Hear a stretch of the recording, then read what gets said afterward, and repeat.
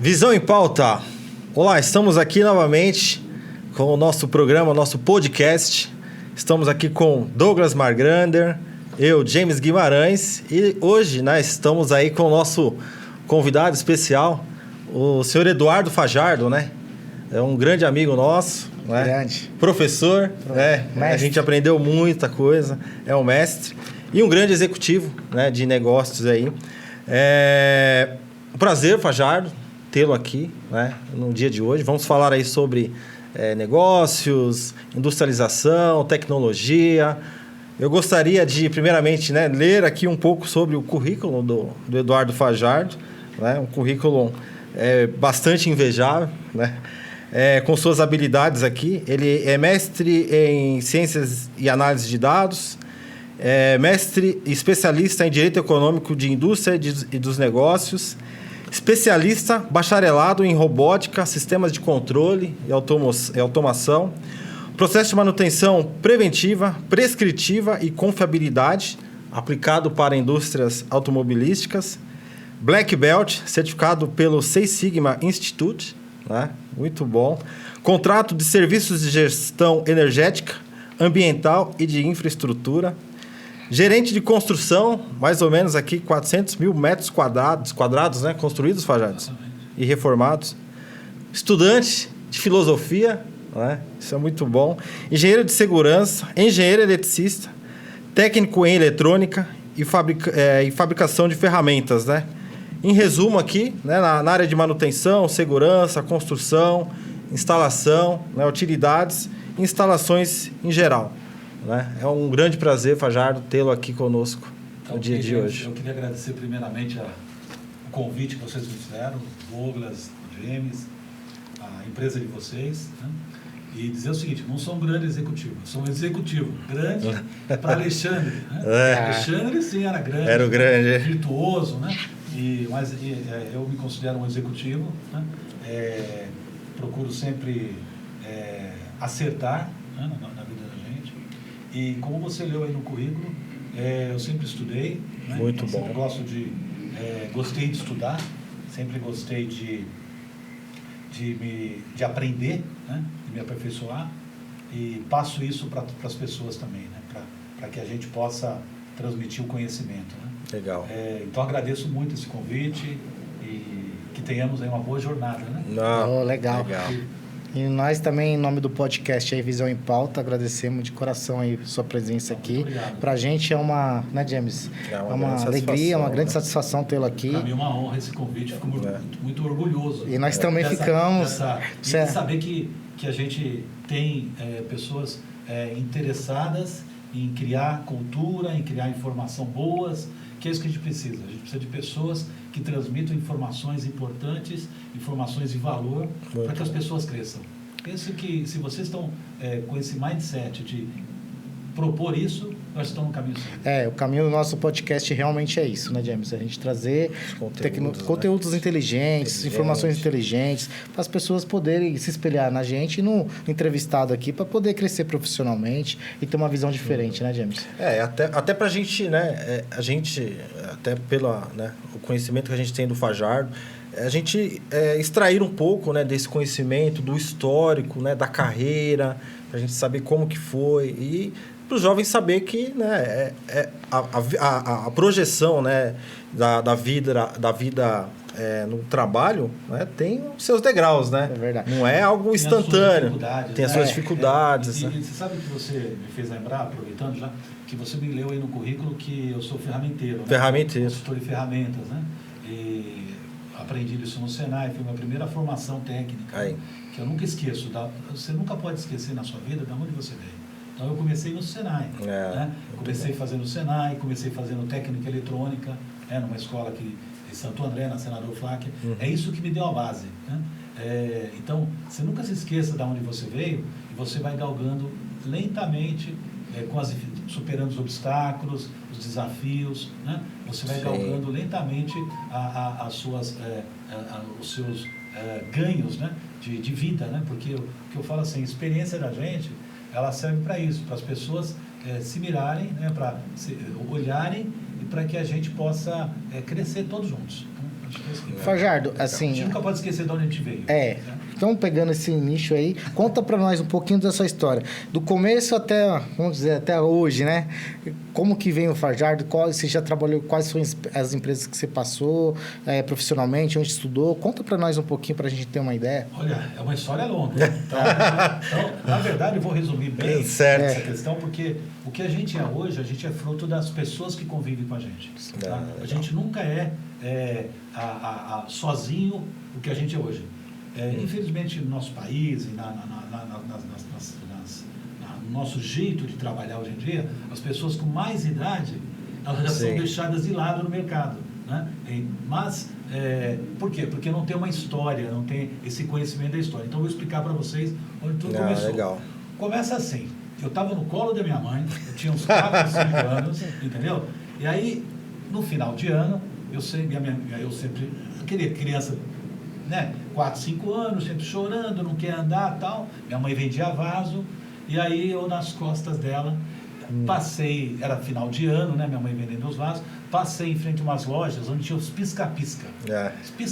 Pisca-pisca funcionando, né? E aquilo me intrigou. Eu tinha 4, 5 anos, me intrigou. Eu cheguei em casa, aí eu perguntei para meu pai como é que funcionava aquele pisca-pisca. Meu pai não sabia muito bem como é que funcionava, mas sabia, né? E tinha uma árvore de Natal em casa. Legal. Bom, eu comecei, passado algum tempo, a desmontar as coisas em casa.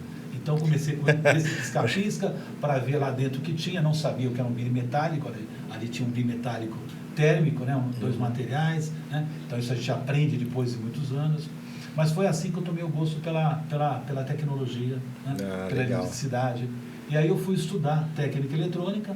Em paralelo, eu tinha um tio que sempre você tem que ter um tutor na vida de você, uma pessoa que dá a direção. Sempre você tem que ter um mentor. Né? E esse meu tio foi o meu mentor.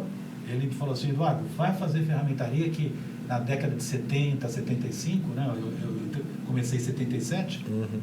Falou, ferramentaria era o auge da carreira de um metalúrgico, né? Para trabalhar numa grande metalúrgica. E foi assim que eu comecei na Chrysler. Comecei na Chrysler, aqui em São Bernardo do Campo, na ferramentaria. Meu primeiro estágio foi aqui, do lado da Firestone, aqui na Mauá Plástico? Não, na Chrysler, aqui do lado. Na Chrysler.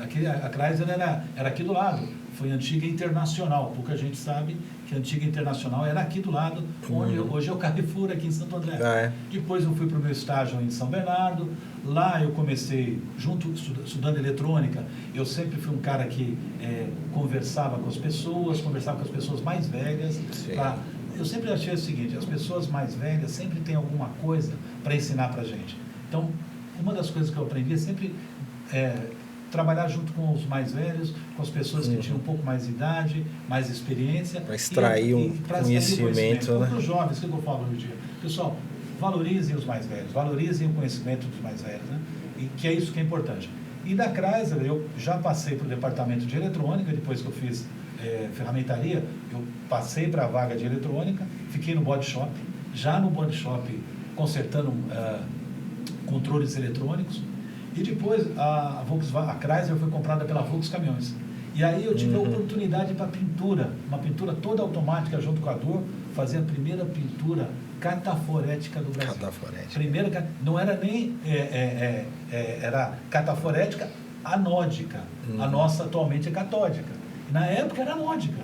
Então a gente foi, que aí inverteu os polos, certo? Inverteu os polos de anodo para cátodo. Mas a primeira pintura, e aí pintamos o primeiro caminhão Volkswagen do Brasil. O primeiro caminhão Volkswagen, eu estava lá junto com o pessoal da Volkswagen, lá de São Bernardo do Campo. Você está vendo? E a Chrysler Motors do Brasil começando a fazer, já virando o nome para Volkswagen Caminhões já. Isso na década de 81, 82. Né? E aí no final de 82, a gente... procurando, entrei na faculdade, fazer engenharia elétrica. Aí eu não tinha muitas condições de pagar, não era muito fácil. Já fez? Você fez a faculdade? Fiz a UMEC. Em Mogi das Cruzes. Na época só tinha 2 faculdades. Eu tinha passado a primeira fase da FUVEST, mas na segunda não passei. Na década de 81 para 82. E aí foi que eu fiz o vestibular lá na UMEC e passei em 82. Uma boa faculdade. Legal. E a faculdade também, ela te dá todos os recursos, mas também depende muito das pessoas. Certo? Sim, verdade. A gente falou bastante desse assunto. É verdade. As pessoas que tem que buscar o conhecimento. Buscar o conhecimento. É verdade. A gente vai falar isso mais diante, né? Mas foi assim, aí eu comecei com engenheiro eletrônico, e aí consegui uma vaga na Ford, como técnico eletrônica no começo de 82, e eu estou lá na Ford até hoje. E lá dentro da Ford, eu fui passando a minha carreira dentro do Powertrain. Legal. No Powertrain eu fui para na época, nós tínhamos mestre, né, de manutenção, eu passei para mestre de manutenção, depois coordenador de engenharia, depois eu fui convidado para ser superintendente de produção, né? E tudo isso por quê? Porque eu continuei estudando. Eu terminei a faculdade, aí eu fiz engenharia de segurança na FEI, depois eu fiz mestrado na FEI e fui estudando, e aí eu fui também, paralelamente, a parte profissional e a parte acadêmica foi erguendo junto. As duas coisas foram crescendo juntas, né? E foi assim que eu consegui realizar meu trabalho na Ford, que até hoje a gente trabalha lá. Legal. E que a gente, depois dessa área de superintendente de produção, eu fui para a área de construções, depois eu fui para a área de plant manager de Taubaté, transmissões, depois eu fui para a fábrica de São Bernardo novamente, estamparia, body shop, vocês acompanharam um pouco. Camaçari. E depois voltei para Camaçari, né? Camaçari foi uma das grandes coisas que nós fizemos na Ford. 6 anos que eu fiquei lá, foi uma das melhores coisas que a gente fez. Muito bom. Essa construção dessa fábrica. E hoje a gente atua numa área de qualidade, né? Mas eu sempre, paralelo, quando eu fui para a Bahia, eu precisava estudar, eu estudei filosofia numa escola lá da Bahia. Voltando de lá para cá, quando tivemos o encerramento das operações, eu fui estudar ciência de dados, né? Aprender um pouco mais sobre essa tecnologia atual, certo? Que hoje, uma das grandes coisas que eu falo é que você tem que se aprimorar sempre. Então, a pessoa que estuda, ela não fica velha. A pessoa que estuda, ela sempre vai estar nova, sempre vai estar atualizada. Né? Fantástico. Que é importante. Olha o corte aí. Entendeu? É verdade. Eu acho que isso que é importante. Eu acho que isso resume um pouquinho a carreira da gente, né?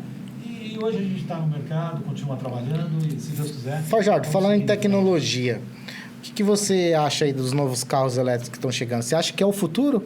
Você acha que a tendência é puxar para esse caminho mesmo? Ou você acha que ainda estamos... Ou será que é só uma onda, né? Ou uma onda, porque tem custo, tem muitas coisas que a gente ainda não sabe, né? Entrar no balanço, né? Não entrar no balanço. Essa questão do carro elétrico não é nova. Porque tudo começou lá atrás, em 1900, se você começar ao final do século XIX, começo do século XX, tinha muito carro elétrico, né?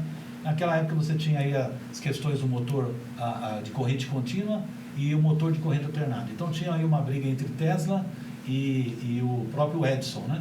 O Edison era mais focado no motor de corrente direta e o Tesla no motor de corrente alternada, né? Não é à toa que o nome da Tesla é Tesla hoje, porque tem essa história, né?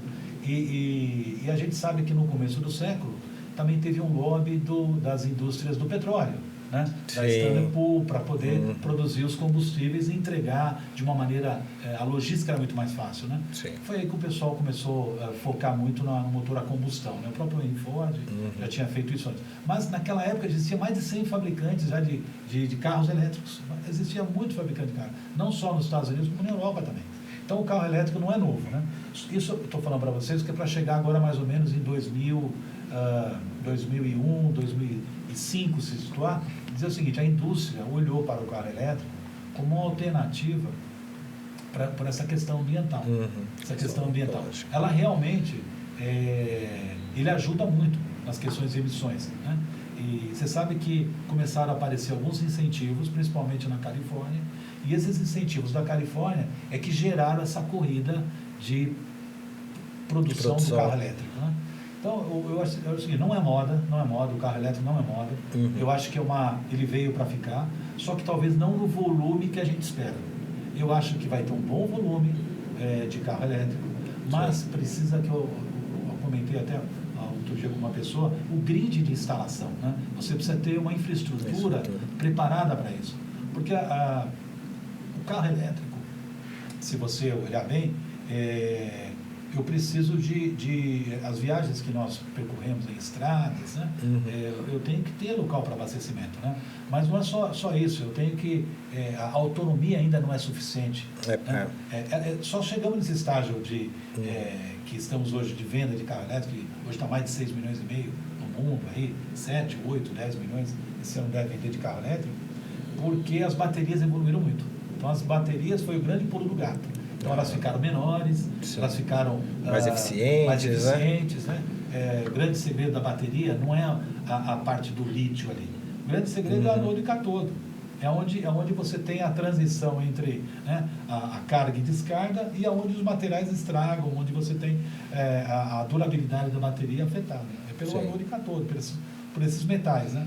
Isso também não é fácil, você minerar isso, né? O mundo todo precisa ter cobre, precisa ter zinco, níquel, né? Precisa ter materiais. E reciclá-lo ele depois. Depois tem que reciclar, tem essa política da reciclagem, né? Então, por isso que eu falo, eu acho que não é tão simples. Moda, não é tão simples. Realmente, as grandes montadoras, né? Automakers, né? Eles estão investindo nisso, né? Estão criando aí divisões, estão colocando produtos, mas eu acho que o motor a combustão, o motor aspirado, ele ainda segue por um pouco mais de tempo. Ele vai seguir por um pouco mais.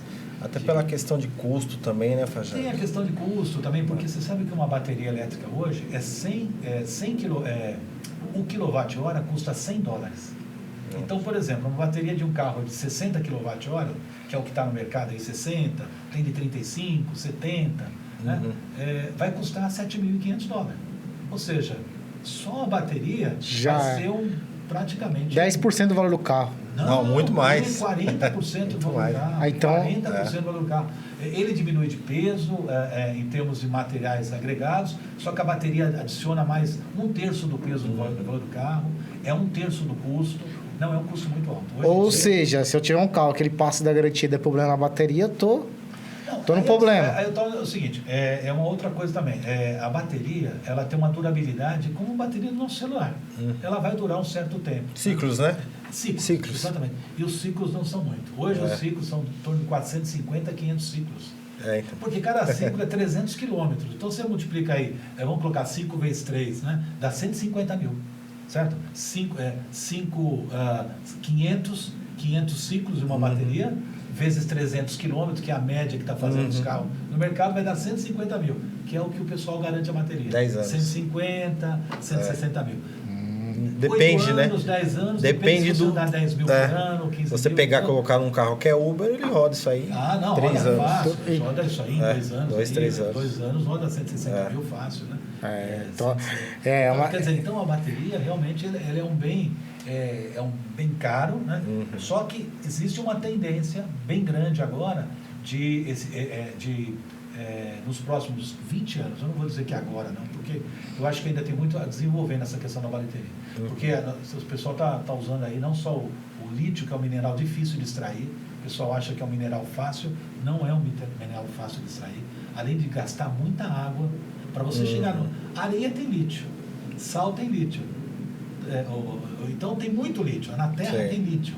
Só que para você chegar no lítio, processar esse lítio, é como minerar ouro, entendeu? É muito difícil. Custoso, né? Custoso e precisa de muita água. Então o processo, lógico, tem produtos químicos também para poder fazer essa parte toda de separação do lítio. Então é um processo demorado, um processo complicado, e as empresas estão se modernizando, usando bastante tecnologia, né? Usando a tecnologia a favor disso, né? Para poder abaratear o custo das baterias. Mas aí tem o sódio, né, as baterias de estado solid state, que são baterias de estado sólido, e o sódio também, que é o sal, né, o cloreto de sódio, que também é um mineral possível de fazer bateria e que já estão estudando esse tipo de coisa, entendeu? Então, alternativas, né? Alternativas. Muita tecnologia para vir ainda, né, Fajado? Tem muita tecnologia. Eu acho que o que falta, sei lá, né? Eu sei que lá nos Estados Unidos, na Europa, o pessoal estuda muito, na Coreia o pessoal tem grandes universidades, a própria China está muito adiantado, né? O Brasil, com essa riqueza que tem Nós estamos atrasados. Estamos um pouquinho atrasados. Também acho. Mas, então por isso que eu falo assim, para o Brasil, será que a eletrificação seria boa? Então, para o Brasil ainda falta um pouco de coisa. Porque... Eu diria que não vai demorar um pouco mais de tempo. Pelo nível da conversa dá para entender, né? A gente precisa se preparar, estruturar para poder ter um produto, né? Um carro que a gente consiga ter para a sociedade. Caso contrário, a gente vai ter, vou usar esse termo, um elefante morto, né? Porque assim, vou para Goiânia, se tiver um problema no... Você vai aqui pro Rio de Janeiro, você não... Se tiver um problema no meio do caminho, né? Se tiver um problema no meio do caminho, eu tô morto. Ali perto onde tem uma plantação de cana. Vou fazer o quê? Vou fazer o quê? Não tenho pra onde correr. Mas, falando assim, abertamente, né? Não que o carro elétrico seja uma má escolha. Né? Não. Mas talvez não seja o seu primeiro carro, entendeu? Seria seu segundo carro para uso urbano. Uso urbano, exatamente. Essa seria a finalidade do carro, isso. entendeu? Então, se usar o carro com consciência, usar para pequenas distâncias, 20, 30, 40 quilômetros, entendeu? Usar nessa isso. questão. Usar urbano. Para lhe durar os 10 anos, né? Com depreciação. Não, até porque a questão, toda a questão aí do aquecimento, né? De aquecimento global aí. Mas a informação que o Farjar está trazendo, a informação que ele está trazendo é importante. Por quê? Muitos motorista de Uber, tem os caras que estão trabalhando de aplicativo, eles não sabem disso. Não vai conseguir trabalhar. Às vezes não têm essa visão de engenharia, essa visão de tecnologia que o senhor está passando aqui, entendeu? Aí então muitos, às vezes, não, vou comprar um carro elétrico porque eu vou economizar no combustível. Ele economizar, ok, mas ele não consegue enxergar que ele vai chegar o estado da bateria dele muito rápido, ali tipo em 2, 3 anos. Principalmente para quem usa... Frequente, porque ele está ali na atividade, trabalhando 12 horas por dia. Não dá a carga completa. Ele tá ali, o Uber... Não pode. Então, só, exatamente. Se você usa um carro que vai durar 500 ciclos, ele já tem um sistema que ele só abastece 80% ou 90% da tecnologia do veículo, cada montadora tem sua questão, e não pode abaixar de 10%. Para poupar a bateria, né? Para poupar a bateria, para poder dar mais ciclos de vida dela. Agora, se o sujeito está com uma bateria 40% e abastece... Ele já perdeu um ciclo. Então, olha só, aquela mania que a gente tem de chegar em casa e botar na tomada o celular, com o carro não posso fazer isso. Entendeu? Eu tenho que esperar ele chegar na condição correta para abastecer. Outra coisa que incomoda um pouco o carro elétrico, você tem vários ciclos de abastecimento. Tem o ciclo lento, o ciclo médio e o ciclo rápido. Vamos dizer assim, o ciclo rápido é corrente contínua direta. Então, 150 kWh, por exemplo, com uma bateria de 75. Se eu tenho 150, 75, 30 minutos eu vou carregar o carro, certo? 30 minutos eu vou carregar. Faz a conta bem rápido, certo? 150 é o carregador, 75 é a bateria. Em meia hora eu carrego a bateria. Só que normalmente uma bateria para ser carregada tem que ser carregada em 8 horas, 10 horas para ter um ciclo mais... uma carga lenta, né? Que a gente fala para ela... Porque tem o problema da temperatura. Embora tenha os controles de temperatura na bateria, os controles de bateria são muito bons, mas você não pode deixar a bateria esquentar muito, entendeu? Então, também tem esse balanço. Ou seja, né? Não é toda hora que eu vou poder carregar com fast, né? O rápido. O rápido, né? Não é toda hora que a gente vai conseguir fazer isso. Então o pessoal tem que ficar... existe um problema, um detalhe aí que às vezes... Eu coloquei no LinkedIn uma informação desse tipo. Um colega fez um comentário e eu falei assim, o grande problema do carro elétrico é o seguinte, leia o manual de instrução. Se você não lê... Para você ler e usar exatamente como o fabricante está pedindo que você use aqui. Porque é que nem aquele contrato, né? As letrinhas lá embaixo, pequenininho, que a gente às vezes não depara. Você vai perder sua garantia. Entendeu? E vai perder um puta de investimento, né? Sim, um puta de investimento. Porque não é barato, né? Tem carros aí da China, chegando aí da BYD aí. 150 500 mil. Não. Tem 500 carros, 600 mil. Tem da Volvo, né? Você vai pagar 500 mil. 500 mil. Eu não sei se talvez o híbrido que talvez seria a melhor solução. Então, que é o meio termo, né? Isso, que aí você tem a parte elétrica e a parte de combustão, que aí acho que é a mais viável, né? Eu acho. Se você quiser, pode até abastecer o carro na tomada, que é o plug-in, ou pode abastecer o carro andando, que à medida que você vai andando, você vai carregando a bateria, certo? Mas você tem ali um motor a combustão para poder fazer um pouco de recarga. Talvez seria uma das melhores opções, até mais barato também, né? Não vou citar o nome das montadoras, mas uma montadora tem lá um motor, porque os motores são diferentes. As pessoas pensam que o motor a combustão de um carro híbrido é o mesmo motor a combustão que você tem no seu carro. Não é. É um motor de ciclo diferenciado, chamado ciclo Atkinson. Normalmente é ciclo Otto, né? É ciclo... o ciclo normal de combustão que a gente conhece. Mas nesse caso é um ciclo Atkinson, é um ciclo que proporciona uma economia, né? Em termos de potência, você tem um poder de aproveitar mais o motor do que não exigindo torque, né? Exigindo mais, vamos dizer assim, RPM para poder você fazer girar o gerador do carro. Sim. Entendeu? Então não é tanto torque. Então esse motor é um motor mais... Não é um carro esportivo, né? É um carro para você... Só que é lógico, como é um carro híbrido, ele tem os motores elétricos, que aí dão um torque danado, certo? Porque os motores elétricos hoje, no eixo traseiro, no eixo dianteiro, eles vão dar um torque danado, que a gente sabe, na área, certo? Que os motores elétricos dão um torque instantâneo. Sim, verdade. Você aplica a corrente elétrica, dá um torque instantâneo. É partida direta. Então, vai embora. Aceleram de 0 a 3 segundos, chegam a 100 km por hora. Então a capacidade é muito boa. Os motores a combustão. Acho que você falou uma coisa certa. Os motores híbridos seriam. Os carros híbridos seriam a melhor solução para nós. Somente hoje que nós temos o álcool. Então a gente poder fazer o ciclo A, que são motores mais adaptados para o álcool, com menos potência, mas que pudesse funcionar um gerador elétrico e aí sim alimentar as baterias e alimentar o próprio carro. Fajardo, acho que englobando a situação aí, por que hoje a gente não consegue ter, na sua visão, né, em termos de tributação, etc. Por que hoje a gente não consegue mais ter um carro popular, por exemplo? Não consegue mais ter, antigamente nós falávamos, um carro de 20 mil tinha para comprar. Hoje é 70. Hoje um carro popular é 70, 80 mil. A carga tributária ela é muito grande. E você acha que é questão política? Não, eu vou te falar para você. Aí é um tema que a gente prefere não explorar, sabe por quê? Porque isso vai muito de cada país, certo? Então, a gente não pode muito dizer... A questão de hoje ter mudado é que é o seguinte, existe um grande divisor de águas, se a gente for colocar nesses últimos 5 anos, a Covid. A Covid, ela dividiu muito a situação do mundo, né? Porque ela trouxe a escassez de transporte, ela trouxe a escassez de produtos, né? Tecnologia também, parou tudo. Semicondutores, né, que está na mão deles. 17 meses, não que a tecnologia tenha parado, mas as pessoas se concentraram nas suas casas, os pesquisadores da indústria médica, esses sim trabalharam, mas eu diria o seguinte, a Covid, ela trouxe aí uma situação, ela trouxe uma situação muito diferente, né? Então, ela fez as pessoas enxergarem novos valores.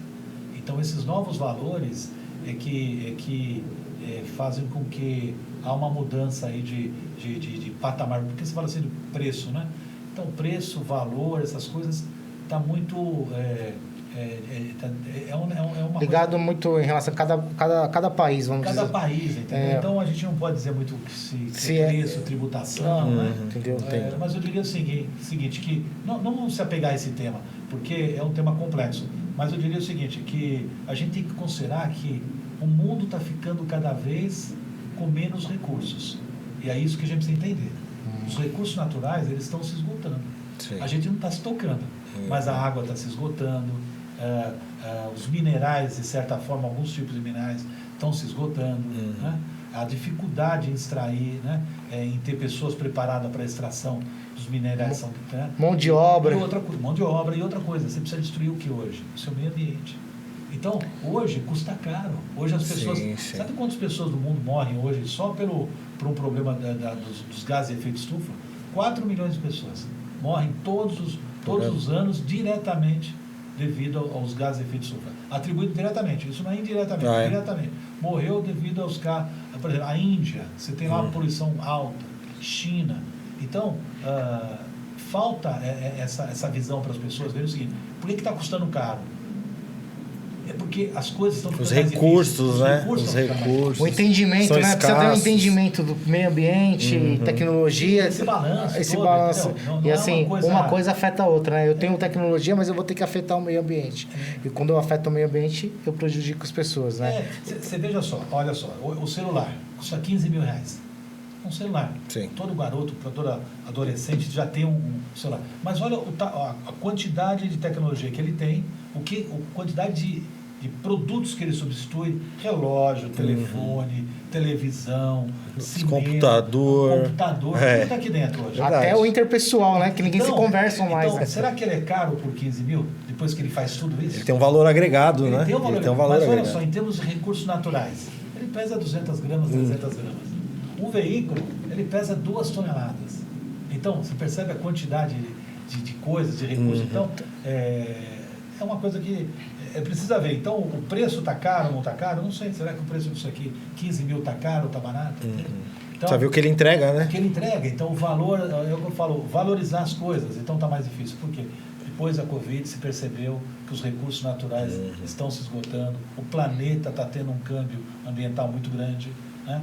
Então, você acaba vendo que isso está acontecendo perto da gente aí. Rio Grande do Sul que não chovia, que chovia demais, hoje não chove. Quando chove, inunda tudo. Verdade. A gente não consegue nem se preparar para a chuva, como dirá para carro elétrico. Exatamente isso.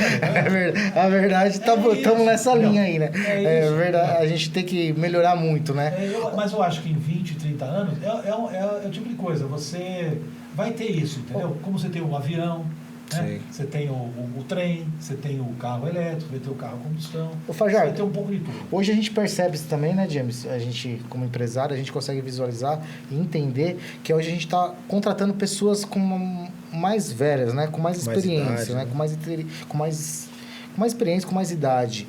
Você acha que isso vai ser uma tendência desse mundo atual? Por que será que a gente está chegando nessa condição? Lógico que todos têm a sua demanda, mas a gente está buscando até pessoas aposentadas para trabalhar. Principalmente para trabalhar no campo ali, no chão de fábrica. Você acha que a gente vai ter um escasso de mão de obra? Escassez de mão de obra. Isso. Olha, você sabe uma coisa que eu vou falar para você, uma coisa muito interessante. Isso não é um fenômeno só do Brasil, tá? Isso é no mundo todo. É global. O mundo todo está passando isso. Se for nos Estados Unidos, se for na Europa, não só escassez de mão de obra braçal, mas mão de obra que pensa. As pessoas hoje não querem pensar, entendeu? As pessoas hoje acham que as coisas têm que são práticas, né? São muito práticas, né? Então tem uma quantidade de informação muito grande, né? Que não consegue transformar muitas vezes em conhecimento, né? E aí, por isso, se você não transforma em conhecimento, você não consegue fazer isso render, não consegue fazer aplicação dessas informações. Então, o mundo inteiro passa por isso. Estados Unidos, Europa, você vê as universidades, o nível das universidades hoje está caindo a nível geral, né? O nível dos professores, né? Infelizmente, por quê? Porque não há não diria que não há uma preocupação, mas eu diria que está faltando coisas. Então, está faltando vontade, interesse, né? De entregar coisas melhores, né? Então, essa escassez, eu acho o seguinte, que é isso que está faltando no mundo mesmo, é juntar quem tem um pouquinho mais de experiência com quem não tem. Porque, veja bem, a escola, apesar de tudo, ela te dá a base, mas ela não te faz tudo. Então, você precisa ter a experiência, a prática. Eu acho que é isso que vai funcionar. Vai funcionar sim, eu acho, Douglas. Eu acho que você vai precisar ter gente velhas, ou de mais idade, maiores, né? Pessoas de mais idade, né? Vamos dizer assim, não velhas, mas pessoas de mais idade que acabam fazendo com que os jovens tenham vontade de aplicar aquele conhecimento. Porque o conhecimento é uma coisa difícil de adquirir. Requer muita prática. Né? Você tem que ter aquilo que a gente fala, né? Para você ter uma cultura, você tem que manter o hábito, né? Hábito, aí vira cultura. Então, no caso também do profissionalismo é isso. Você tem que praticar, para que esse conhecimento fique enraizado e realmente você consiga crescer com isso. Existe umas coisas, James, que eu claro, não é que eu não sou a favor, não concordo. Vou fazer um curso de engenharia EAD, por exemplo. Cara, na minha época, que eu estudei, que não é tão longe, mas eu tinha aula de laboratório, eu tinha aula noturno, quando eu ia falar de ferramentas. As práticas, né? As práticas eram muito importantes presencial, estar ali na faculdade, para você tirar algumas dúvidas. E quando você entra no momento EAD... Cara, eu não vejo que todo mundo está preparado para isso, não. Eu acho que se perde muito. Tem muita distração. distração. Eu vou te dar uma experiência própria, tá? Você falou do EAD, né? Hoje em dia a gente tem a tecnologia que está nos ajudando. Então a tecnologia está aqui no estúdio, a tecnologia está nos nossos carros, está na nossa televisão, né? Está no nosso computador, evidentemente, né? Que é a raiz de quase tudo isso, toda a parte dos microprocessadores. Sim. Mas eu vou falar assim, eu fiz um curso de EAD recentemente, numa grande universidade aqui do Brasil, né?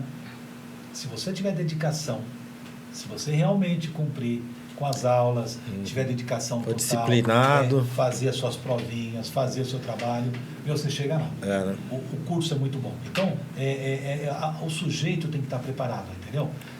Você falou dessas aulas de laboratório. Evidentemente, quem vai oferecer um curso de EAD e que não vai precisar de laboratório, não vai ter o laboratório. Mas você vai ter a parte experimental ali preparada para você ler, entender e tem a parte prática também dentro do próprio curso. Mas, por exemplo, se você precisa de laboratório,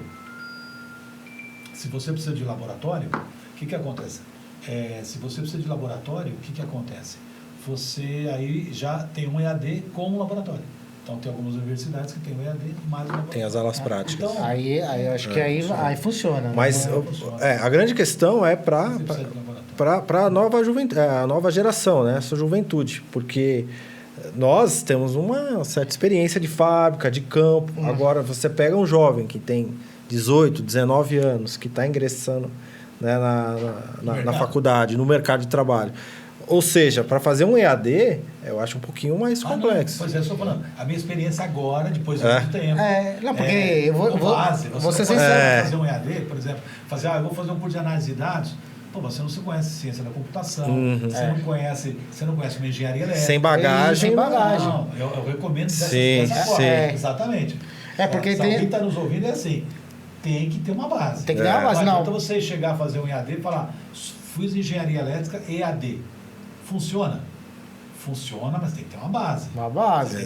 Tem que ser técnico eletrônico, já passado pelo Senai, tem que ter uma coisa que ele fez na prática, porque senão ele... Ter feito um estágio. Porque não seja impossível, porque tem gente muito inteligente. Tem gente muito capaz. Tem gente fora do sério. Tem gente fora... gente que são autodidatas. Então, de repente, para essas pessoas... Às vezes o cara tem uma grande vontade também, porque depende muito do ser humano também. Essa vontade de querer aprender, certo? Querer crescer, então isso ajuda, né? Ajuda muito. Bastante. Então tem gente que tem essa capacidade de aprender sozinho. Como a gente vê garotos aí com 10 anos dando aulas aí, né? Sim, verdade. Tocando piano. Tem gente que tem um dom, né? Tem gente que tem um dom. Então, às vezes, essas pessoas são fora do mundo. Mas eu diria que para a média, para todos nós, né? Vivemos numa sociedade onde... todo mundo está quase o mesmo perfil, eu acho que tem que ter uma base primeiro, para depois você ir para um curso de AD, entendeu? Tem o seu valor, mas tem que ter uma base, entendeu? O presencial ainda faz, né? Por isso que você fazer um bom colégio, né? Uma boa faculdade, é uma base, né? Vamos aproveitar esse gancho aqui para fazer aquela pergunta clássica, né? Fajardo, tanta experiência, tanto conhecimento, você já errou nesse teu tempo de carreira? Teve alguns erros? Eu faço essa reflexão quase todo dia. Eu vejo no final do dia o que eu fiz bem e o que eu fiz mal, sinceramente. Mas, assim, lógico, a gente erra sempre. A gente erra, acerta, erra. Mas eu diria o seguinte, que a gente só sobrevive no setor que você trabalha, que seja qualquer empresa.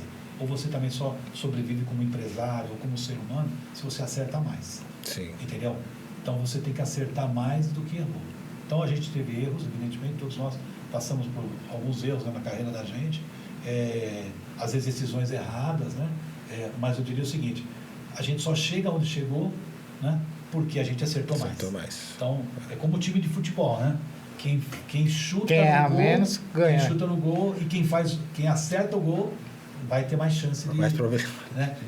Quem erra menos... Né? Acho que a maior virtude é a gente reconhecer quando erra, né? Exato. E aprender com erro, né? Porque às vezes, eu fiz aquilo ali... E fazer essa autoanálise, né? Que o Fajardo falou. Todo dia você faz uma autoanálise. Dormir e falar assim, hoje eu fiz bem, eu fiz mal. Né? Poderia ter feito de outra forma. Você pensa... Você pensa em dar aula, Fajardo? É uma das coisas que eu pretendo fazer no futuro, dar um pouquinho de aula, dar um pouco de... Dividir um pouquinho, né? Sim. Assim, acho que você tem muita coisa aí para dividir com os jovens aí. Com as pessoas, acho que quem puder ter aula com o Fajardo pode... Eu gosto muito de planejamento, essa coisa toda de planejar, de dar uma visão de controles, né?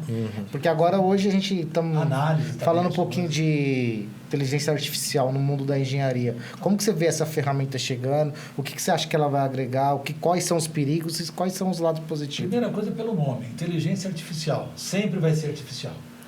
Nunca vai ser humana. Não vai substituir a humana. Não vai substituir nunca a inteligência humana. Eu não tenho medo dela. Acho importante.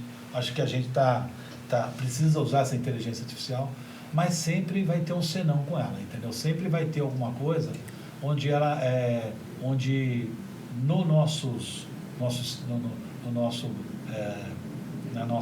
na nossa mente sempre vai escapar alguma coisa, entendeu? Então, por mais que você tenha redes neurais, né? Você tem modelos, né?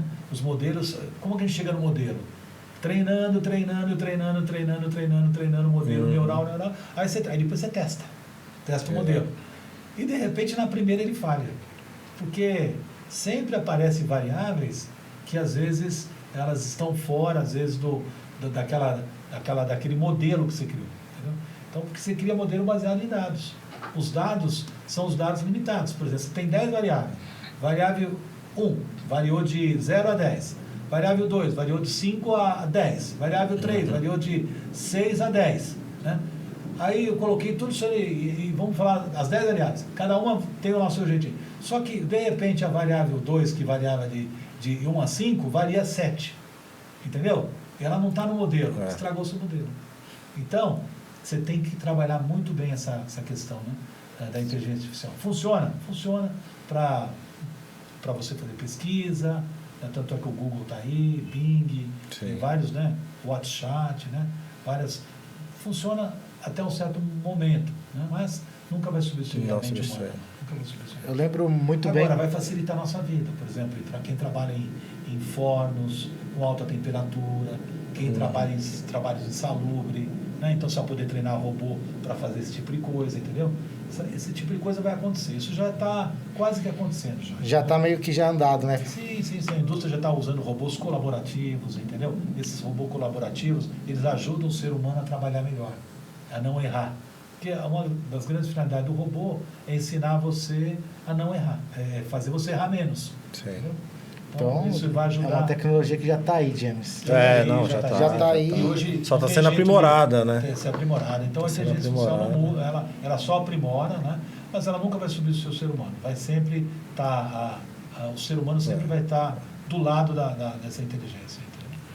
Agora, temos que usar ela para o bem, né? Usar para o bem. Se usar para o mal também, vamos ter... É proporcional, né? 50-50, né? Tem muito da forma que a gente vai interagir com essa tecnologia, né? Tem que trazer ela para trazer para o bem mesmo. E precisa ter gente ali capacitada, né? Capabilitada para poder usar, né? Porque, ainda mais a gente que é da área, manutenção. Ali vai ter um robô, você vai ter que cuidar daquele robô. Tem que ter alguém para cuidar.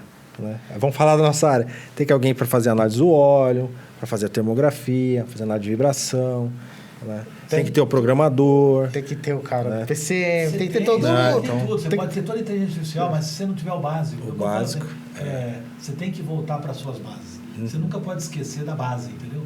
Então, a base, como eu comentei no início aqui, você nunca pode esquecer de onde você veio, que a base sistema de manutenção, um bom sistema de tratamento do óleo, né? Um bom controle de filtragem, né? Uma boa proteção, o torque dos seus parafusos tem que estar muito bem checados, calibrados, né? Equilibrados, entendeu? Não deixar o equipamento ter vibração. Então, a inteligência artificial fala assim, o equipamento está vibrando, ela vai te avisar. Exato. Agora, se você não fizer nada, ele vai piorar. Né? Daqui a pouco ele vai quebrar. Agora, também não posso falar para a inteligência artificial assim, a hora que começar a vibrar nesse patamar, você para e não volta mais enquanto não arrumar. Não, porque isso significa não é a realidade, né? É a realidade. O cara vai falar, não, por favor, deixa esse negócio funcionando mais 5, 6 horas, entendeu? Ele sabe desse negócio. Né? É a briga que a gente tem hoje, né? Com a produção. A gente é da manutenção para a máquina. Então, agora aqui é uma grande ferramenta, é uma ferramenta de... Todas as indústrias estão usando a inteligência artificial para... Eu lembro que a Termovibra, quando eu estava trabalhando na montadora, ela impôs uma situação para a gente lá para ter um equipamento de ultrassom. Eu não sabia, nem eu sabia o que era aquilo. Sim, a tecnologia já estava lá na frente. Quando a Termovibra adquiriu esse equipamento, que eu fui fazer o treinamento do equipamento, era a Termovibra, mas 9 empresas no Brasil tinha. Isso lá em 2012. Então, quer dizer, nós estava atrasado. Em 98, nos Estados Unidos, começou a fazer um curso lá nos Estados Unidos, TPM, né? E nesse curso de TPM, nesse seminário global, a gente viu os equipamentos de última geração de manutenção preventiva e de manutenção preditiva naquela época. Análise, por exemplo, de sinais de corrente elétrica, coisas que eles, só depois de 20 anos... Chegou aqui, exatamente. Já chegou obsoleto, né? Já chega meio... corrente de borda, né? Que ninguém valoriza, uma corrente de borda. Né? Umas análises mais específicas surgiram... E fui aprendendo com essas dificuldades. Quando fui fazer o treinamento do equipamento, quando o cara falou, só para te avisar, você e mais 9 aqui no Brasil tem esse equipamento. E aí a gente adquiriu, a gente foi... Hoje, todo mundo tem. Da China você... Então, hoje, cada esquina aí aí que a gente comprou quanto? 100 mil paguei dólares? 200 né? mil 200 mil reais hoje já tem a 30 mil aí pela China. Na esquina aí tem equipamento de ultrassom. Mas assim, usar e ter o conhecimento da manutenção é poucos, né? Eu costumo falar pro James, o estudar a base que a gente tem, porque a gente trabalha com isso há anos, é aquilo que você falou, se a gente não tiver uma base, não adianta. A empresa que contrata o serviço no final, ela não vai ter um bom profissional, ela não vai ter um bom técnico, ela não vai ter um bom cara com arte preditiva, e não vai adiantar nada, ela vai gastar dinheiro à toa, né? E você sabe que você está falando uma coisa interessante, você tem o aparelho, né? Então, o aparelho te dá um monte de informação e dados, vamos dizer assim, informação e dados. Você tem que analisar isso. Tem que saber. Entendeu? É isso que está. O ser humano está aí, ele precisa ter a pessoa que analisa esses dados. Se você não tem uma boa análise de dados, não adianta nada. Um monte de informação que não transforma em conhecimento, é um monte de informação, entendeu? É verdade. Que não serve para nada. Não serve pra então, nada. as informações têm que servir para transformar isso em conhecimento. Né? E depois ainda eu vou falar para você, conhecimento tem que transformar em sabedoria. Muito conhecimento tem que virar sabedoria. Para ser aplicado. Agora, vou falar um pouco aqui do nosso histórico, que, assim, pra gente, né, para nós, assim, como Termovibra, Engeconf, foi muito importante, né? A gente aprendeu com o Fajardo, que é o que às vezes falha muito com o cliente. A gente faz uma análise, né? A gente faz lá uma medição no cliente, a gente gera um relatório, só que o que acontece? Muitas vezes o cliente pega esse relatório e ele engaveta. Isso é um grande problema. A gente já viu isso. Né? E na gestão, né, a gente aprendeu muito, né, Fajardo, com o senhor aí nos anos, né? Muitas vezes a gente briga com o cliente para ele dar atenção no relatório. Exatamente. Porque às vezes ele está fazendo ali, ele quer fazer só para cumprir ali o cronograma de preditiva dele. Um exame médico. Né? Exato. Faz um exame de diagnóstico de raio-x, faz um diagnóstico de ressonância magnética, faz um hemograma. Você tem que analisar aquilo. Tem que analisar. São vários dados. Ele está trazendo um monte de informação para você. E tem que tomar as ações. Que vai te dar, falar, tomar um aqui, tomar um ali, eu preciso tomar ação. Se eu não tomar ação, nada vai se transformar. Exato. Vai ficar do jeito que está. Exato. Verdade. Daí para pior. Daí para pior. A gente tem cliente que a gente faz o relatório, a gente vai lá, fica uma semana, faz as medições, entrega o relatório, e aí o cliente engaveta. Aí depois, passa um tempo, quebra. Aí o cliente liga pra gente e fala, volta aqui, ajuda a gente aqui a fazer e tal. Vocês fizeram um bom trabalho, só que quebrou. Ou seja, a lição de casa não foi feita. E aí, às vezes, a gente bate de frente com o cliente. Fala, esse equipamento aqui, você tem que atacar ele, você tem que ter uma ação preditiva, né? É o que a gente... Senão, a gente não quer só ganhar o dinheiro do cliente. Em 98 você já sabia disso, né? Tem que ter um já tinha essa visão, né, Fajardo? Em 98 você já tinha essa visão. A gente foi englobando, foi passando ao tempo e ele já tinha visão lá em 98. E a gente agora tem que aplicar, né? E estamos aplicando. Fajardo, aproveita... 25 anos já fazem. 25 anos. Você já conhece tudo isso aí, entendeu? Estamos ficando velhos. Se você olhar aí, por exemplo, a própria NASA, né? Já usava isso aí para os seus Apollo 13, né? Monitorar os foguetes. Levar os caras para o espaço, entendeu? Ô, Fajardo, aproveitando um gancho aí de tecnologia, a gente também agora estamos entrando na parte de sensores, né? Então, por que é importante a gente fazer esse canal aqui para as pessoas entenderem, os jovens entenderem? A gente fala de tecnologia, a gente está falando de inovação, né? Se você pudesse mostrar para os jovens, qual era o caminho de estudo que você acha que eles teriam que tomar aí para essa nova geração? Qual que é a linha de raciocínio que você imagina? Eles têm que fazer o que eles gostam ou eles têm que fazer o que a tecnologia está pedindo? Eu acho o seguinte, primeira coisa, para dar certo, você tem que fazer o que você gosta. Não tenha dúvida. Então, às vezes o cara quer ser um bom Masterchef, Tem que começar lá estudando culinária. Não tem jeito para chegar lá no topo da cadeia, né? Vamos dizer assim. Sim. E no caso da tecnologia, a mesma coisa. Se você quer ser uma pessoa que... Primeiro tem o usuário da tecnologia. E depois tem o cara que produz a tecnologia. Então, você quer ser o usuário, o cara que produz a tecnologia, né? Se é o cara que quer produzir tecnologia, tem que estudar, né? Tem que se dedicar. Não tem, assim, uma fórmula mágica. Mas eu diria o seguinte, hoje, ciência da computação, acho que é uma das ciências mais interessantes para o momento, né? Mas também hoje você tem a química, nas baterias a gente falou bastante, nas baterias, tem nos remédios, né? Tem a eletrônica, né? Então eu acho que todas as carreiras estão, a própria engenharia mecânica também está se transformando também. Hoje engenharia mecânica, hoje é eletromecânica, né? Então envolve bastante, né? O uso da eletrônica, dos sensores acoplados nos eixos. Então você tem toda essa questão, entende? Então hoje você precisa de um pouco de tudo. Você precisa de, se a pessoa gostar daquilo que ela faz, olha, ela vai ser o melhor cineasta, vai ser o melhor ator, o melhor, entendeu? Ela tem que gostar daquilo que faz, né? Agora, não tem assim se for tecnologia, tem que ser ciência da computação, engenharias, né? Esta área, né? E mesmo assim você tem várias ramificações ali. Eu conheço uma única área, né? Eu conheço um médico hoje que é especializado em instrumentação. O cara é médico e ele é fanático por tecnologia, ele fez medicina, mas ele é fanático por instrumentação. Então o negócio dele é aprimorar o uso do ultrassom na clínica, aprimorar o uso do raio-x, aprimorar o uso da ressonância magnética. Ele não se preocupa, né? Ele quer ter a melhor visão do corpo humano, né? Do diagnóstico, né? Então ele estudou medicina, mas prefere vender tecnologia. Vender tecnologia, entendeu? Acho que é um novo mundo. Foi estudar tecnologia. Então todo mundo hoje está tendo que partir para a tecnologia.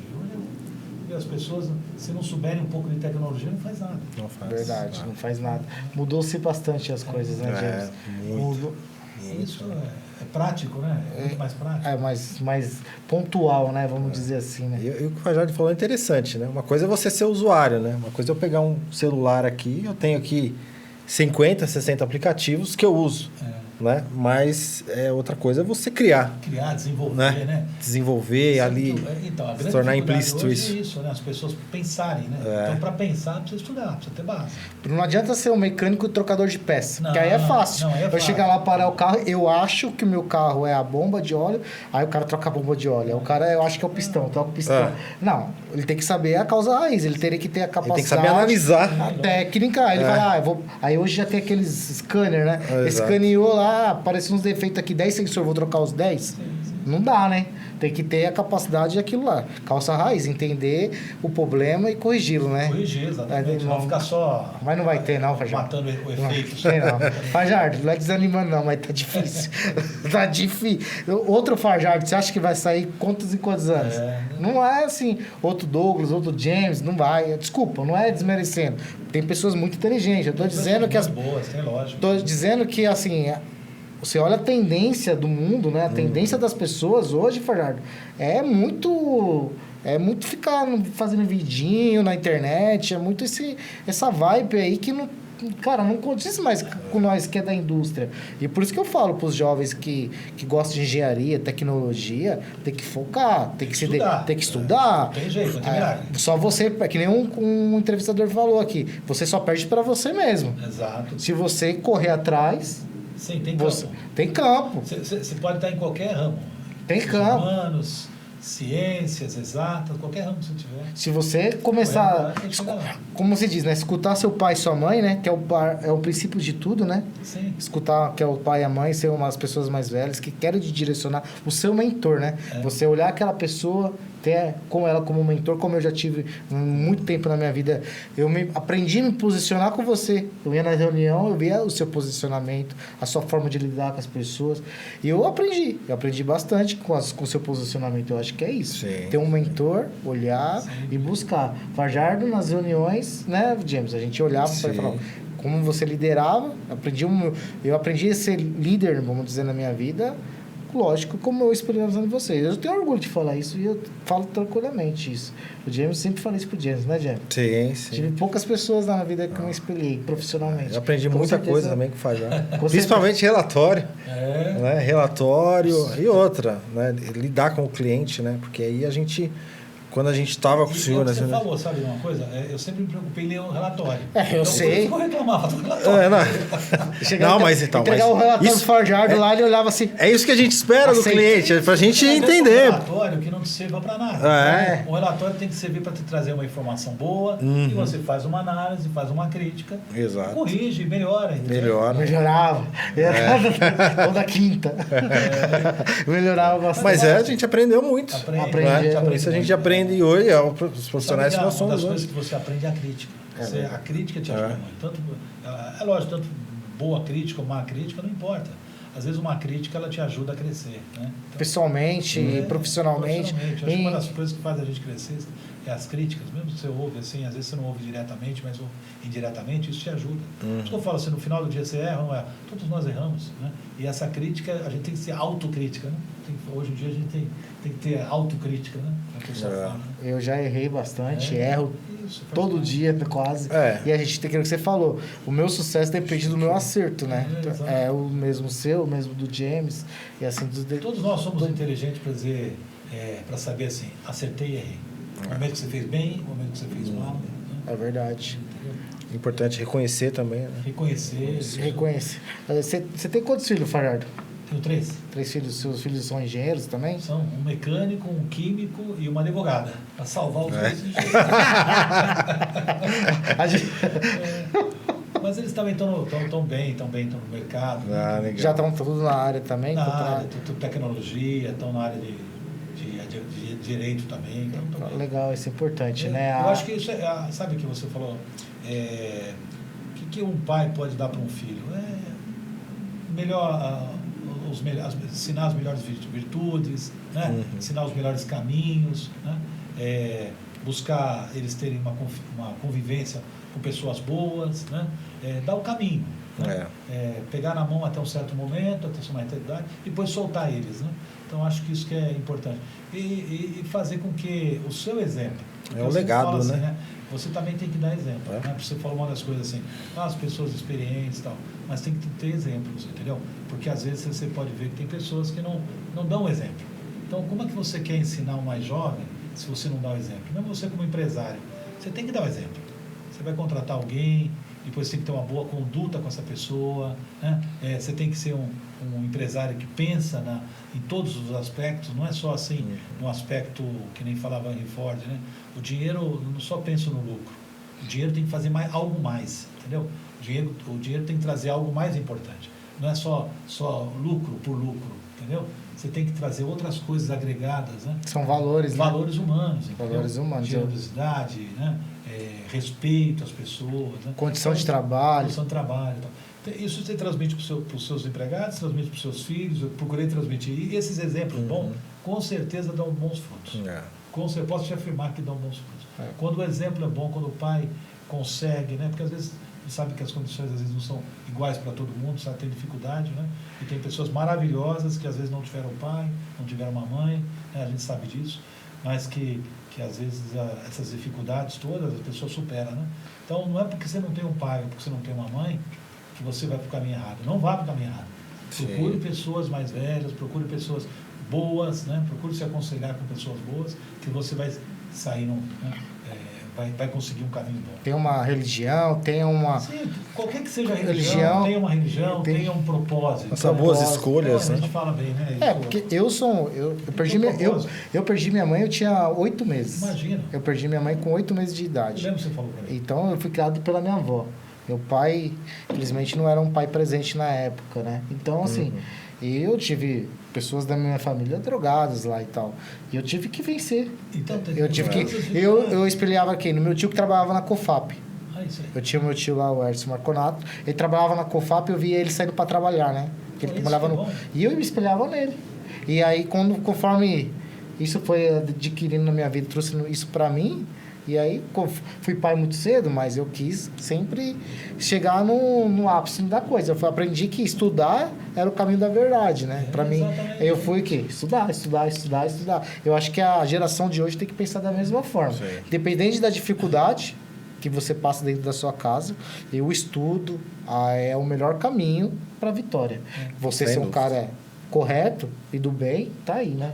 A gente normalmente, Douglas e James, a gente fala normalmente todas as coisas boas, né? Mas eu falo sempre assim, sabe? Eu penso comigo e falo também que eu aprendi também nos últimos anos. Busque a sua verdade. Não existe uma verdade só. Existem várias verdades. Você acabou de comentar agora, né? Busque a sua verdade. Então, cada um, eu posso dar um conselho, falar, estudar, tal, mas busque o que você quer, né? Porque cada ser humano tem que se autodescobrir. Esse autodescobrimento, esse descobrimento do seu interior ali, é que vai te ajudar na sua carreira, né? Então, é muito importante também a pessoa buscar a verdade, porque há um comentário aqui, há um comentário ali, há uma opinião ali, há um conselho aqui, um conselho lá, mas busque no final, né? Você tem que buscar o seu, né? A sua verdade. A sua verdade, né? Então, por exemplo, tem vários livros que falam sobre a mesma coisa, mas e tem um tripé, né? Sentir, pensar, agir.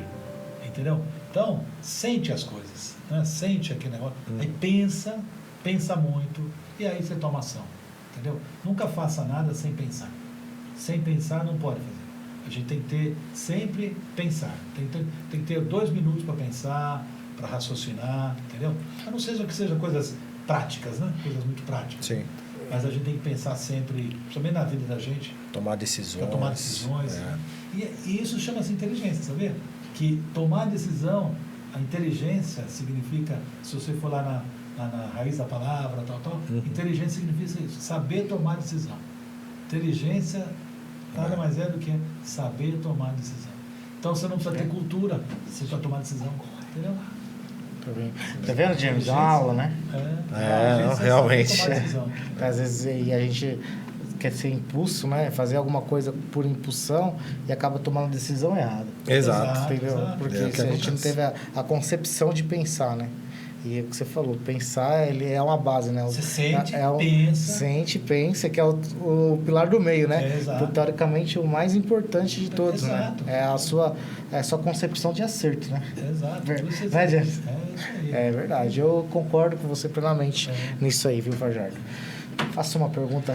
Fajardo, no seu dia a dia, na sua vida, o que te inspira, né, a ter essa força, né? Nós sabemos aí que o senhor já tem anos aí de conhecimento, de profissão. Eu tenho uma energia muito boa, assim, quando eu chego no meu trabalho, quando eu chego na fábrica, né?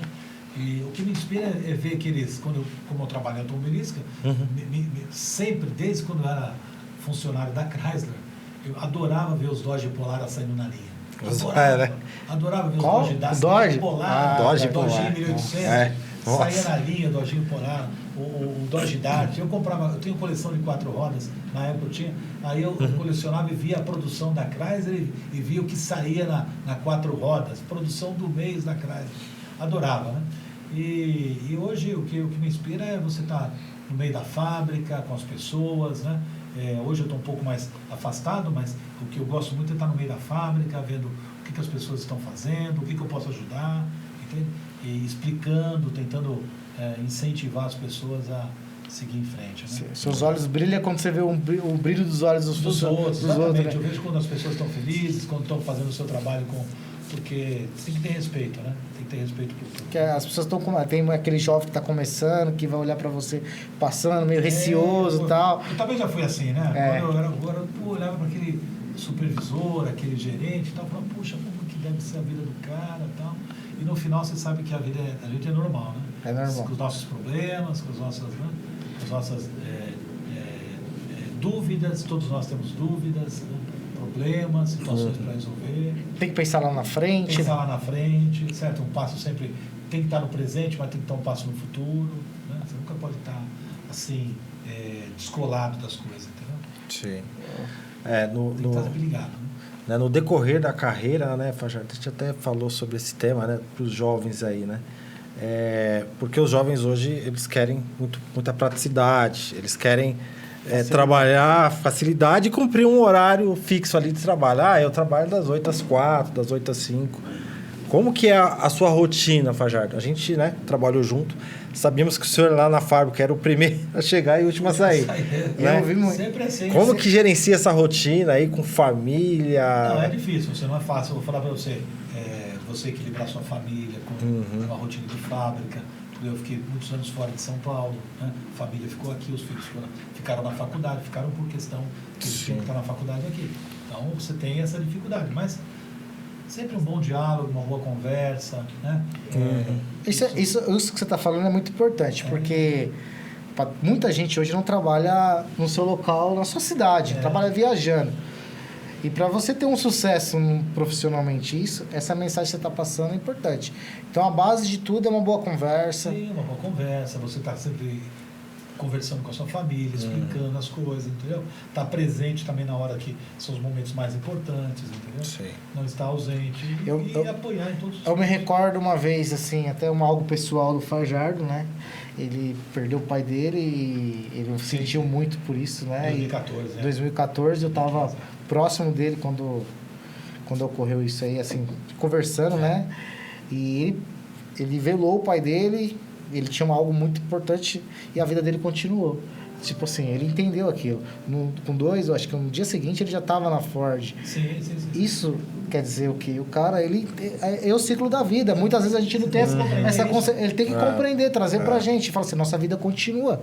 Assim. A gente perdemos nosso pai, nós perdemos nossa mãe, mas nossa vida continua. Dói, a gente sente a perca, mas acho que é isso, né, Fajardo? E uma coisa importante que está na frase, né? O vamos em frente, né? Sempre eu tive essa frase comigo, que eu nunca me preocupei assim, às vezes você tem um revés, uma coisa não deu certo, mas sempre falo assim, bom, vamos em frente, vamos buscar, o que eu tenho de propósito? Não, quero viver, quero ser a melhor pessoa possível, quero ajudar a fazer minha parte no mundo, porque na verdade, Douglas e James, a gente tem que ser útil no mundo. Sim. Você tem que se sentir útil no mundo. Então, esse senso de utilidade é que me move. Né? Qual é o propósito? É ser útil. Seu pai era seu espelho. Meu pai é meu espelho, minha mãe é meu espelho, né? Assim como outros tios, parentes, amigos, às vezes que têm uma postura que passaram pela vida da gente, as pessoas nos inspiram. Então, a gente quer ser esse modelo, quer ser essa pessoa que inspira as outras pessoas também, né? Então, o propósito é isso também. Todos nós temos essa missão de ajudar, entendeu? Plantar a nossa árvore e deixar ela aqui, né? Plantar a nossa árvore aqui no nosso planeta e deixar ela crescer, florescer, né? Isso perpetua. Isso é importante, viu, James? Sabe por que eu argumentei isso, Fajardo? Porque eu também trabalho viajando e é uma dificuldade. Você lidar com isso. Então, você tem filho e tal, você tem que conversar, trazer, falar, a gente tô viajando, mas tô trazendo algo pra gente, né? Tô trazendo condição para manter a casa, condição para pagar a sua faculdade. E às vezes a gente precisa ter esse... que o nosso país é um país de recursos limitados, né? A gente também... às vezes tem que escolher. A gente fala assim, que escolha você fez, né? Às vezes você fez aquela escolha do seu trabalho, da sua carreira, né? Você tem o direito de fazer uma escolha pessoal, entendeu? Sim. Tem o direito de fazer uma escolha pessoal, né? Escolher, não, quero ficar mais perto da minha família. Ok, a gente valoriza isso também, né? Tudo é uma escolha, né? Às vezes, e às vezes você tem que escolher essas coisas, tem que escolher ficar longe, viajar. Mas isso também está em relação à nossa profissão. Porque quem trabalha com manutenção, quem trabalha em fábrica, não tem muito chão, né? Às vezes tem que estar num lugar, tem que estar no outro, tem que estar viajando, né? Não conseguimos, né? A gente viver dentro daquela próxima, que é a realidade que todo mundo queria, né? A gente até costuma... Também tem que ficar, vocês olham e plantão. Você sabe que você me fez lembrar uma coisa interessante? É que hoje em dia, se for dos jovens, né? As pessoas não querem cargo de liderança mais.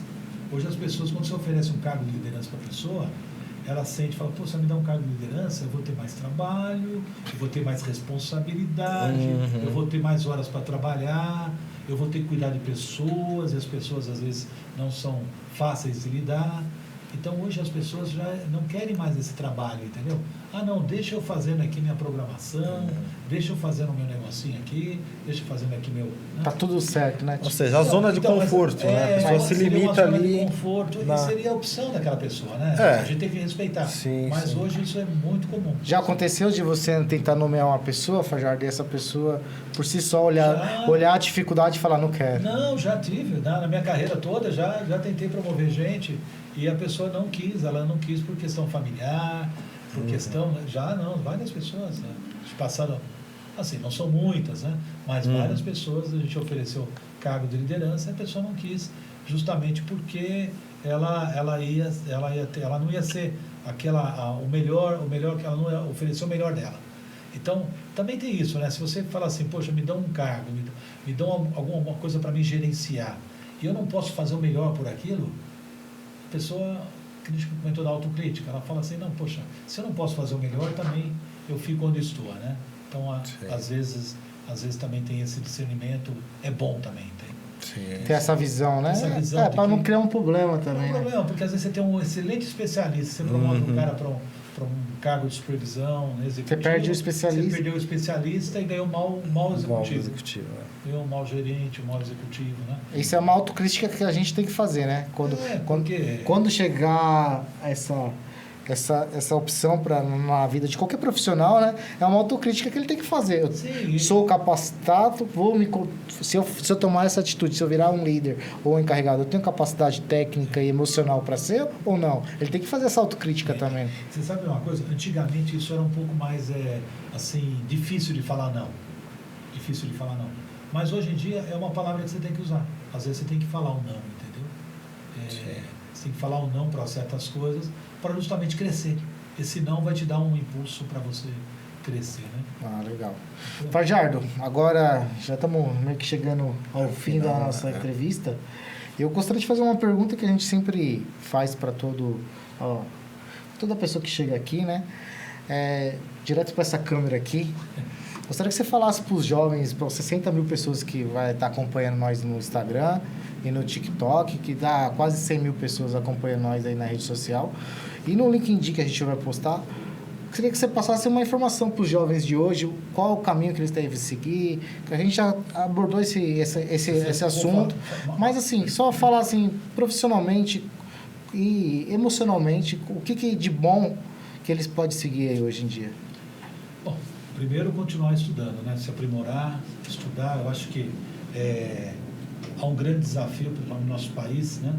De instrução, né? Então, procura instrução, procura, né, se formar, né? Para poder a gente ter uma boa integração. Não sei se todos sabem, mas a base da transformação é justamente isso. Instrução, formação e integração. Isso é a base da transformação. Então, o que eu sugiro para os jovens é que procurem aconselhamento com as pessoas mais velhas, né? Procurem aconselhamento com seus pais, pessoas boas, né? E que procurem ter aí uma visão de sociedade colaborativa, né? Que o trabalho em equipe seja uma razão de todos, né? Que a gente tem aí hoje em dia a gente sabe que não é muito fácil, né? Mas que a gente tenha que trabalhar em equipe, respeitem as pessoas, né? E que sigam o melhor caminho, né? Que possam seguir e ir em frente sempre, né? Desejo que vamos em frente, né? Obstáculos vão haver os obstáculos, mas que acho que no final de tudo essa questão do trabalho, né? Ela também passa por uma questão pessoal também, né? Você se autodescobrindo. Você se autodescobrindo também, você vai achar o seu melhor caminho, né? O seu melhor caminho para a sociedade e vai poder contribuir. Que acho que o grande valor de tudo isso que a gente faz é o que a gente está contribuindo para esse planeta, entendeu? O que a gente está deixando de bom aqui. Acho que isso que é importante. Manter valores, né? Valores. Valores são importantes. Sempre com respeito. Muito bom. Okay. Aproveitar, Fajardo, um ensejo aí, pra gente presenteá-lo aí com uma placa aí. Go ahead. Okay. Né? Vamos em frente. Vamos em frente. Né? Esse jargão aí é muito famoso e conhecido, né? A gente, de vez em quando a gente repete ele. Vamos em frente. Vamos em frente. A gente acaba copiando. Tem coisas que realmente Mostra isso, a placa aí pra gente... Mostra a placa pra Aqui, câmera. ó. Go ahead, vamos em frente aqui. Vamos em frente. Muito obrigado a todos. Então, agradeço aí o Douglas, o James, por essa conversa muito boa, esse bate-papo. Espero que você tenha gostado. Pô, fiquei feliz aqui com esse bate-papo, essa equipe maravilhosa aí que está orientando a todos aqui. E espero que vocês façam mais eventos como esse, né? Que no final desse trabalho isso sirva para que a gente ajude a melhorar a nossa sociedade. É isso aí. Isso aí. É aquilo que a gente volta a falar, falando para a câmera ali. O objetivo sempre é trazer conteúdos inteligentes, falar de coisas inteligentes para um mundo novo, né? Exatamente. Falar coisas positivas, né? Sim, Chega de trazer notícias coisas ruins, né? boas. Vamos tentar mostrar a força da engenharia, vamos em frente da engenharia. Vamos em frente, né? Mas assim, muito obrigado, viu, Fajardo? Ok, Em obrigado nome a você. do podcast Visão em Pauta e da Termovibra e da EGConf, que são nossas empresas que ajudam nós a esse sonho. A gente agradece muito a presença do senhor. O senhor é bem-vindo aqui sempre que quiser. Você é um espelho na minha vida, na vida do James, eu tenho certeza disso. Sim, Você é uma referência como pessoa, como comportamento profissional, como colega de trabalho. Eu sou um cara totalmente grato e feliz por você estar aqui hoje. Até lisonjeado com tudo isso, eu fico feliz E tá, não de é... saber que a gente pôde ter atrás da gente pessoas que miraram na gente e que tudo que a gente fez teve valor, né? Com Isso é certeza. importante. Pelo menos para minha parte, eu posso te garantir 100%. Ficar feliz. Não, James? Muito bom, com certeza. Pessoal, agradecemos a todos aí que participaram aí do programa, né? Curta, compartilhe, né, nas suas redes sociais, com seus amigos. Podcast Visão em Pauta. Agradece e até a próxima gravação. Um grande abraço a todos. Um grande abraço e vamos que vamos. Vamos em frente. Vamos em frente. Vamos em frente. É isso aí.